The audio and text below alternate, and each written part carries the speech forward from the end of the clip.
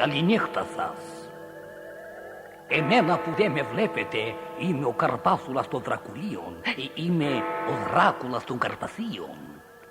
Οι φίλοι μου με φωνάζουν βαμπύρ. Μένω εδώ και 495 χρόνια σε αυτόν τον πύργο, σχεδόν ολομόναχος. Ελάτε τώρα να σας δείξω τα διαμερίσματά μου. Από εδώ ο θάλαμος υποδοχής. Απέναντι ακριβώς ο θάλαμος των αερίων. Η σκάλα αυτή οδηγεί στο υπόγειο. Εκεί έχτισα το σπιτονικοκύρι μου όταν ήρθε πριν από 237 χρόνια να μου ζητήσει αύξηση.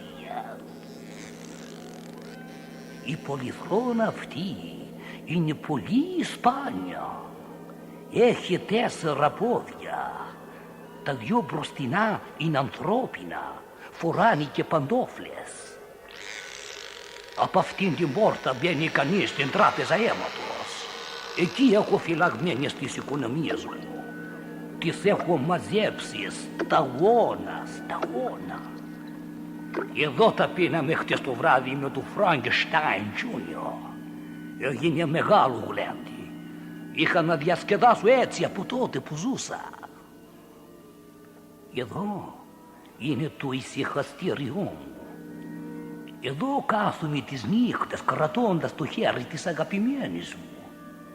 Εκείνη λείπει. Τη σκέφτομαι συνεχώς και δεν μπορώ να ανοίξω μάτι.